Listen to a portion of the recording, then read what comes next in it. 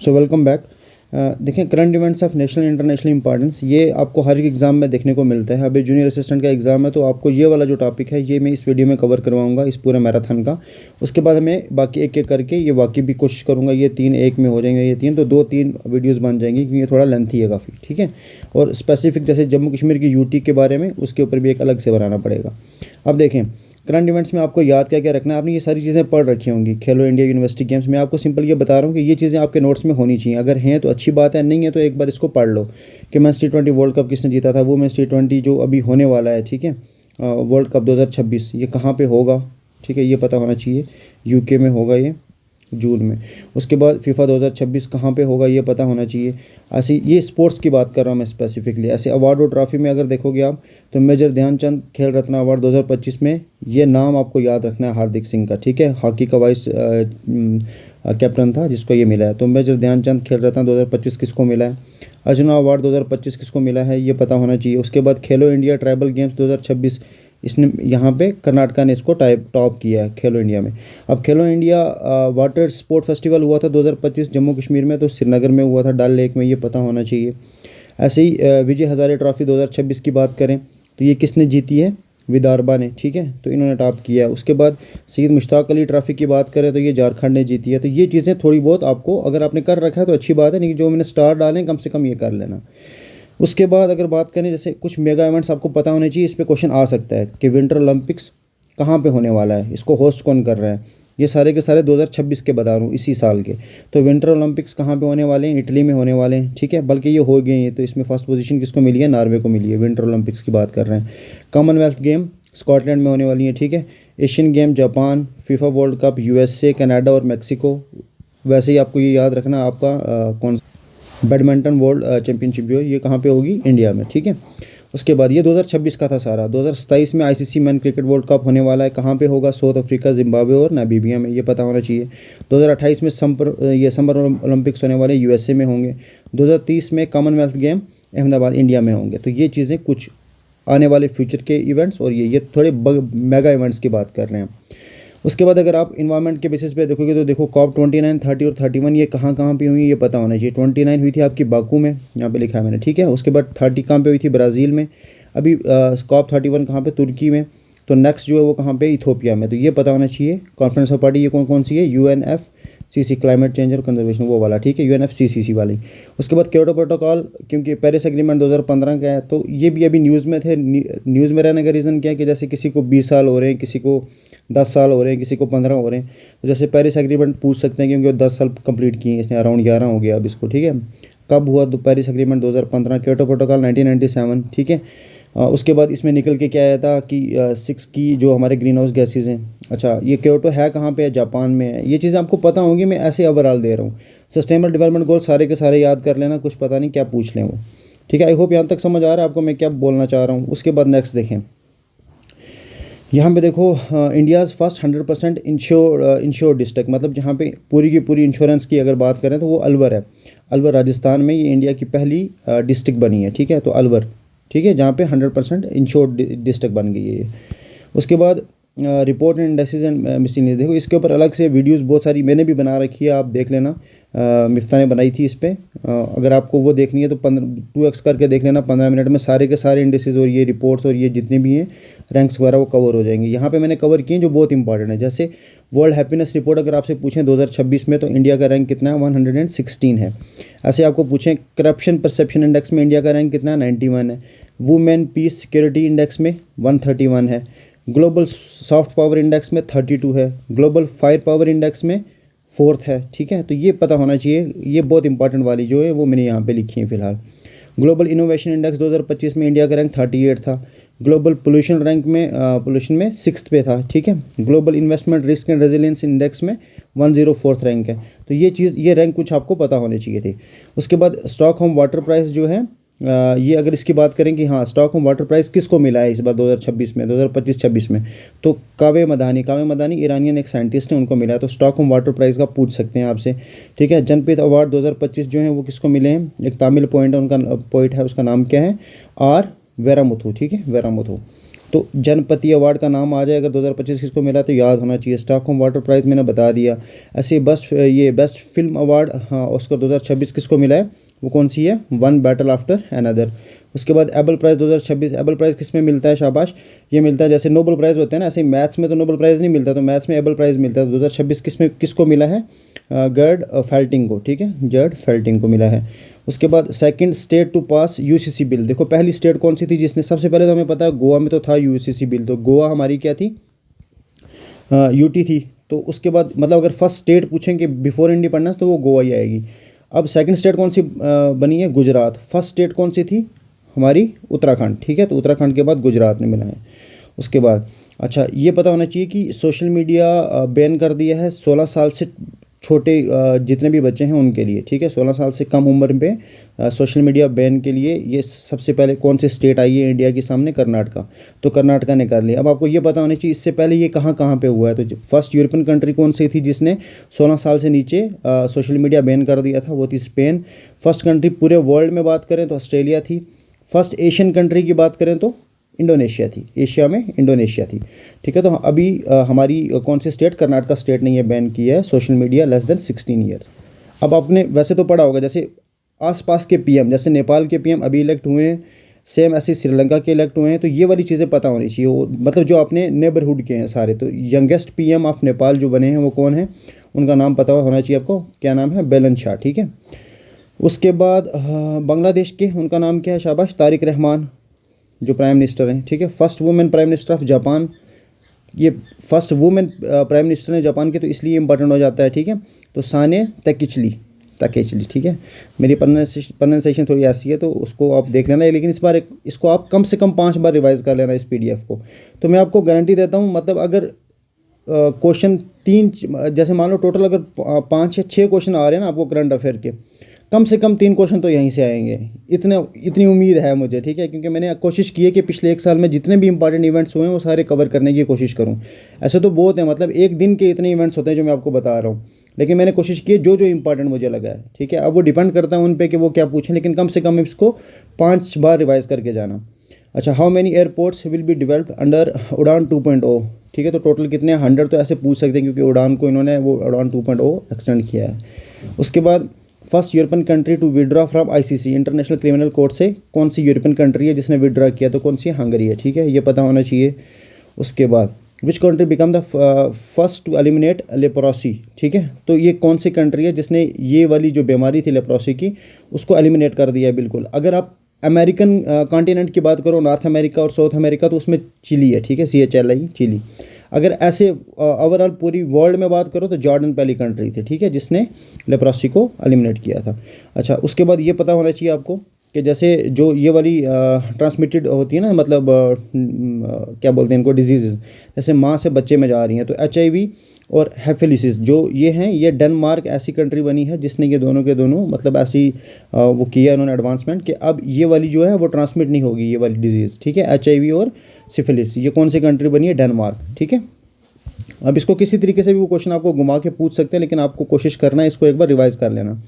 अब देखो यहाँ पे इंडिया में पैसिव यूथेनेशिया अलाउ किया है सिर्फ एक केस में, आपको पता होगा ये हर्षित राणा का केस बहुत चल रहा था न्यूज़ में, तो वहाँ पे पैसिव यूथेनेशिया और एक्टिव का आपको पता क्या होता है। एक्टिव का मतलब हो कि जैसे कोई मरना चाहता है तो उसको इंजेक्शन दे दो मरने का ताकि वो मर जाए, वो इंडिया में अलाउड नहीं है।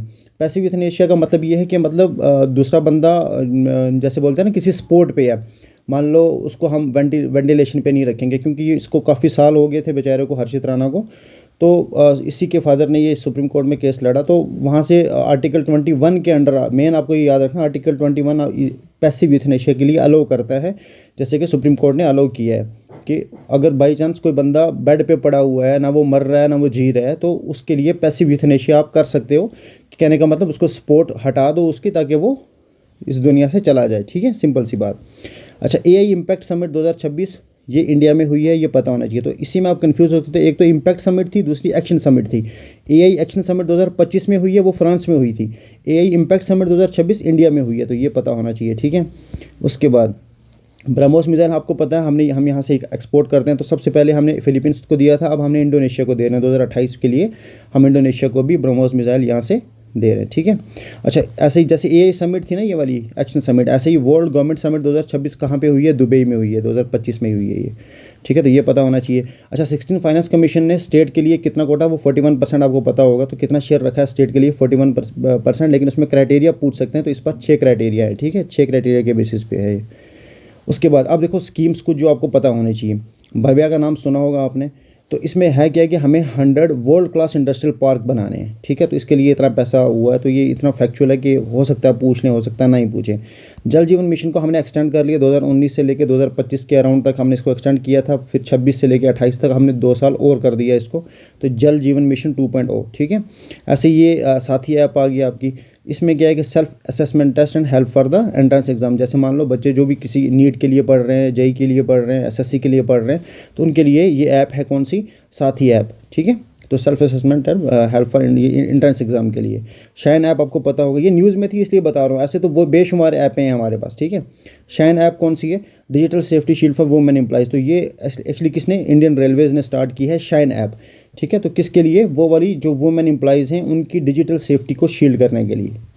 उसके बाद अच्छा, आपको ये पता होगा कि सिलीगुड़ी कॉरिडोर तो आपको पता है ना, चिकन नेक ऑफ इंडिया।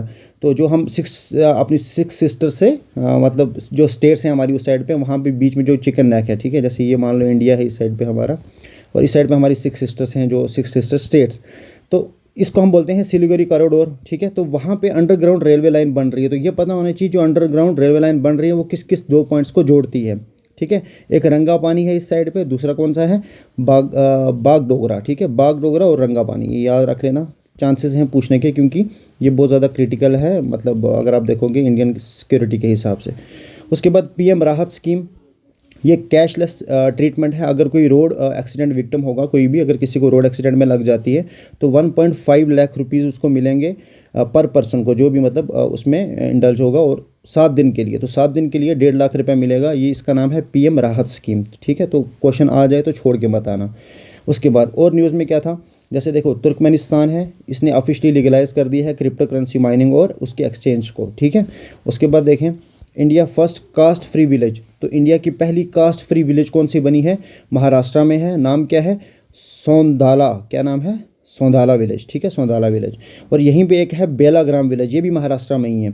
ये नेट ज़ीरो पंचायत के ऊपर बनी है, ठीक है। तो मतलब ये वो वाली पंचायत है जहाँ पे नेट ज़ीरो, जैसे हमारे 2070 तक हमें नेट ज़ीरो बनना है ना, तो उसी को अचीव किया है बालाग्राम विलेज ने, लेकिन ये महाराष्ट्र में है। तो first Indian caste free village पूछें तो ओवरऑल याद रखना, महाराष्ट्र में 2 विलेजेस इंपॉर्टेंट हैं, एक है सौंदाला और दूसरी है बेलाग्राम विलेज, ठीक है। नेक्स्ट देखें, खरग आइलैंड अभी न्यूज़ में था। मुझे लगता नहीं आपका पेपर तो बहुत पहले बन गया होगा, क्योंकि ये बहुत आगे आगे जा रहा है। तो खरग आइलैंड अब वैसे आपको पता होना चाहिए, अभी न्यूज़ में था। तो पर्शियन गल्फ़ की वजह से था, आपको पता है कि 90% क्रूड ऑयल जो ईरान एक्सपोर्ट करता है यहीं से ही। तो खरग आइलैंड पर्शियन गल्फ़ में, ठीक है, ईरान का ही है ये आइलैंड। उसके बाद India's first hydrogen power train trial. तो ये इंपॉर्टेंट है कि इंडिया की पहली हाइड्रोजन पावर ट्रेन। देखो हमने इलेक्ट्रिफिकेशन तो देखी, लेकिन हाइड्रोजन पे चलने वाली ट्रेन जो है वो कहाँ पे, जो उसका ट्रायल हुआ वो कहाँ पे हुआ है? हरियाणा में हुआ है, ठीक है।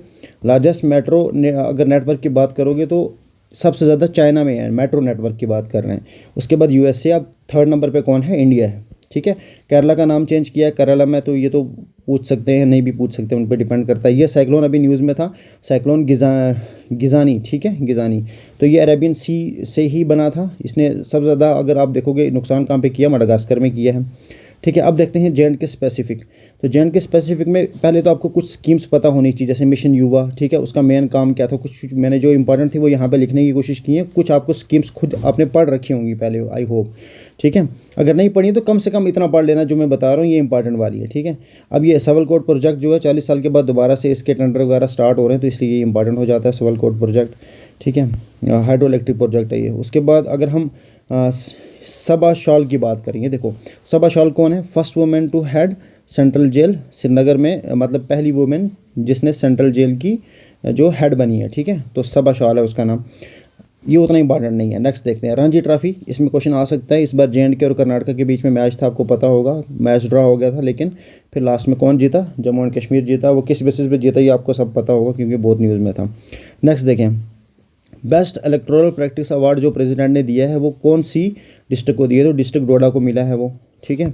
उसके बाद देखें आप, ये आपको पता होना चाहिए, ये नाम याद रख लो, ये 4 नाम आपको एग्ज़ाम में पूछ सकते हैं कि ये कौन सी फील्ड के साथ रिलेटेड है। पहला आगे राकेश कुमार, ठीक है, इनको अर्जुना अवार्ड मिला है, ये किसके साथ रिलेटेड है, पैरा आर्चरी के साथ। आर्चरी तो आपको पता है ना क्या होती है, तीरंदाजी, ठीक है। शीतल देवी, ये भी आर्चरी के साथ ही रिलेटेड है, तो पैरा वर्ल्ड आर्चरी चैंपियनशिप इन्होंने जीती है, वहाँ पे इन्होंने गोल्ड लिया है, तो शीतल देवी, ठीक है, ये भी पता होना चाहिए। राकेश कुमार का पता होना चाहिए, ये सारे के सारे जम्मू कश्मीर के हैं। उसके बाद परवेज़ रसूल न्यूज़ में था क्योंकि फर्स्ट क्रिकेटर थे जम्मू कश्मीर के जिन्होंने इंडिया को रिप्रेजेंट किया था, ठीक है। अनेखा देवी की बात करें तो ये women T20 blind cricket world cup में, हाँ, मतलब उन कहने का मतलब जैसे परवेज़ रसूल गए थे इंडिया को रिप्रेजेंट करने के लिए, ऐसे ही जो अनिका देवी हैं इन्होंने women T20 blind cricket world cup में हिस्सा लिया, तो जम्मू कश्मीर की हैं ये, ठीक है, कठुआ की, तो इसलिए इंपॉर्टेंट हो जाता है। अभी सिस्मिक जोन के इन्होंने दोबारा से वो रिवाइज़ किए थे, तो जो जम्मू कश्मीर है वो जोन 6 में पड़ता है। सारे हिमालयन स्टेट्स ही ऑलमोस्ट इसी में पड़ रही हैं, पूरी बेल्ट ही, लेकिन जोन 6 याद रखना है आपको। उसके बाद देखें यहाँ पे कुछ चीज़ें, जैसे बेस्ट MSME बैंक कौन सा है, जम्मू कश्मीर बैंक। ये कहाँ पे पता चला हमें, MSME बैंकिंग एक्सीलेंस अवार्ड 2025 में J&K बैंक को अवार्ड मिला है ये।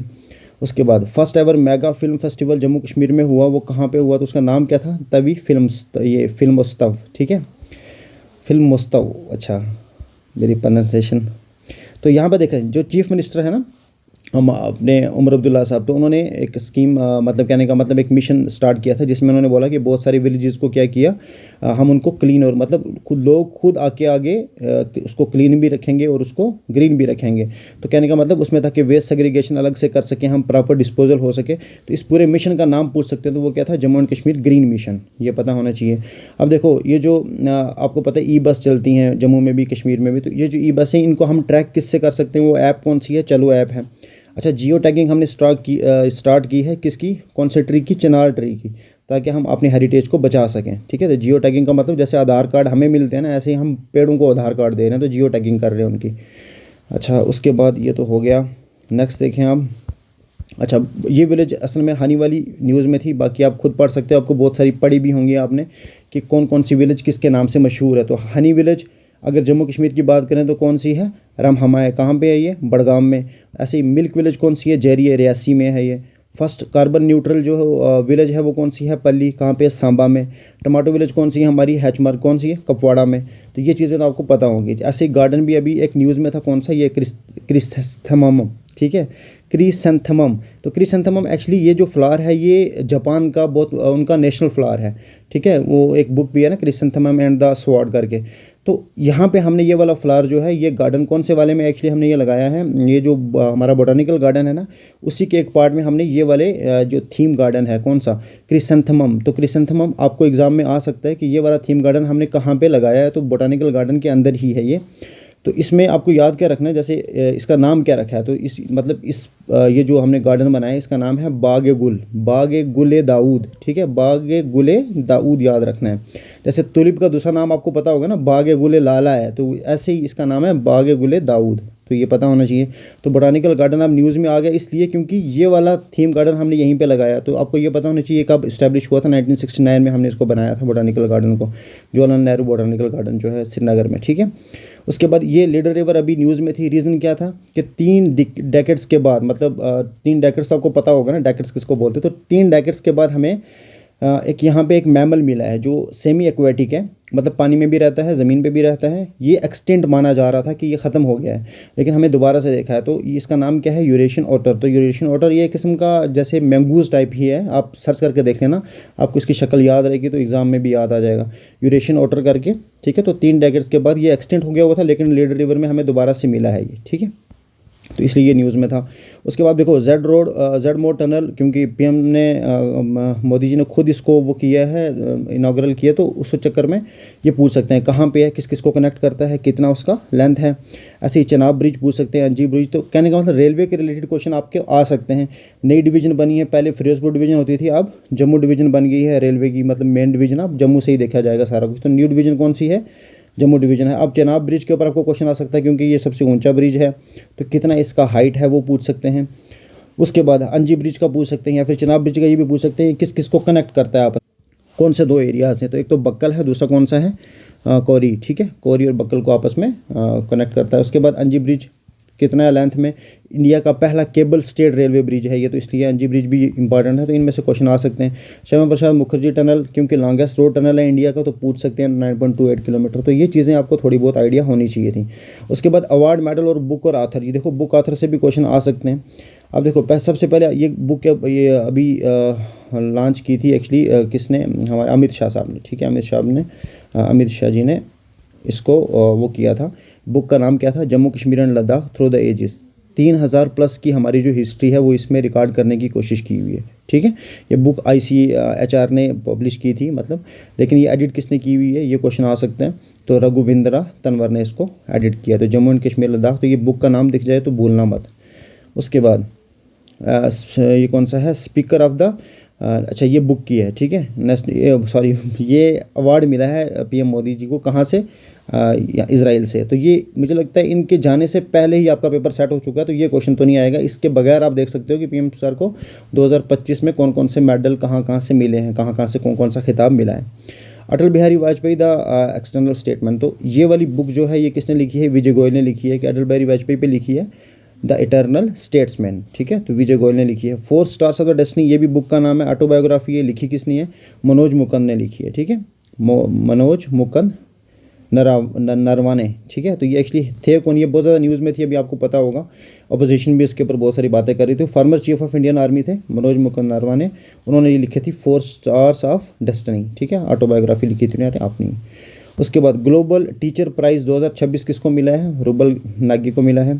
Order of the most ancient Welwitschia mirabilis 2025, ठीक है। ये एक्चुअली जैसे ये इसकी बात कर रहा था ना मैं, कि PM सर को मिला वहाँ पे हाईएस्ट जो उनका अपना पार्लियामेंट्री ऑनर जो भी होता है, जैसे हमारा यहाँ पे क्या है भारत रत्न, तो ऐसे ही मान लो हर एक स्टेट का, हर एक कंट्री का अपना अपना होगा। तो बाहर से जो फॉरेन कंट्री के आते हैं, जैसे मान लो PM मोदी यहाँ से जा रहे हैं, तो उनको जो अवार्ड दे रहे हैं वो अवार्ड इंपॉर्टेंट हो जाते हैं। तो एक ही अवार्ड था, दूसरा आपको ये याद रखना है, order of the most ancient, ये तो ये किसने, नामीबिया का अवार्ड है, PM मोदी जी को मिला है, ठीक है। उसके बाद पद्मा अवार्ड 2026 बहुत इंपॉर्टेंट है। 25 के भी क्वेश्चन आ सकते हैं, क्योंकि मुझे लगता है 25 के पूछेंगे, 26 के तो आपसे पूछेंगे नहीं, लेकिन 26 में टोटल 131 अवार्ड मिले हैं। पद्म विभूषण कितने, 5 थे, पद्म भूषण 13 थे, पद्मश्री 113 थे। अब पद्मश्री जम्मू कश्मीर में भी 2 लोगों को मिले हैं 2026 में, और 2025 में भी 2 लोगों को मिले थे। तो ये क्वेश्चन चांसेस हैं बहुत ज़्यादा आने के। तो 2025 में 2 कौन से लोग थे जिनको मिले थे, एक तो फारूक अहमद मीर थे, ठीक है, उन्होंने वो आर्ट के ऊपर मिला था उन्हें, कानी शाल की वजह से, तो आर्ट में मिला था फारूक अहमद मीर को, और दूसरा प्रोफेसर ललित कुमार को मिला था लिटरेचर और एजुकेशन पे। और 2026 में भी 2 हैं, एक है ब्रिजलाल भट्ट, इनको सोशल वर्क पे मिला है, और प्रोफेसर शफी शौक, इनको लिटरेचर और एजुकेशन पे मिला है। तो ये थोड़ा सा आइडिया आपको होना चाहिए। नेक्स्ट देखें, हिस्ट्री दैट इंडिया इग्नोर्ड, ये एक्चुअली अगर आप देखोगे ये भी एक बुक है जो किसने लिखी है, हिस्ट्री दैट इंडिया इग्नोर्ड। इसका ऑथर कौन है, प्रेम प्रकाश। तो ऑथर पता होना चाहिए, हिस्ट्री दैट इंडिया इग्नोर्ड। लेकिन ये लॉन्च किसने की थी, गोवा के CM ने की थी, तो इसलिए बुक की इंपॉर्टेंस बढ़ जाती है। तो प्रमोद सावंत ने इसको लॉन्च किया था। इसका ऑथर पता होना चाहिए, प्रेम प्रकाश थे। अब देखो नोबेल प्राइज़ आपको 2025 के सारे पता होने चाहिए। लिटरेचर में किसको मिला, पीस में किसको मिला, फिजिक्स में किसको मिला, केमिस्ट्री में किसको मिला, फिजिक्स में क्यों मिला, क्वांटम टनलिंग की वजह से, केमिस्ट्री में क्यों मिला, मेटल ऑर्गेनिक फ्रेमवर्क की वजह से। अब मिला किस किस को, लिटरेचर में जैसे लाजोलो करसना होरकाई, ठीक है, करसना होरकाई। उसके बाद मरीना कोरिना मैकडोरो, ये इनको पीस में मिला है। फिजिक्स में इन 3 लोगों को मिला है, क्लार्क को, डेवोरेट और मार्टिनिस को। केमिस्ट्री में मिला है किटागावा। इनको बार बार रिवाइज कर लेना, नहीं तो इनके फर्स्ट अल्फ़ाबेट याद रख लेना, ताकि किसी भी तरीके से आपको वहाँ पे एग्जाम में याद आ जाए। मैं बोल रहा हूँ अगर 5 बार भी आप इसको रिवाइज कर लोगे ना, वो ज़्यादा टाइम नहीं लगेगा। मुझे पढ़ाने में आधा घंटा लग रहा है, आप कोशिश करना इसको 2x पे ही सुनो या 1.5x पे सुनो, और बाद में जब आप खुद पढ़ोगे तो आपको ज़्यादा टाइम नहीं लगेगा। पहले दिन आपको आधा घंटा लग सकता है, दूसरे दिन 10 मिनट, फिर 15 मिनट, तो 4-5 बार आप कम से कम इसको रिवाइज़ कर लेना।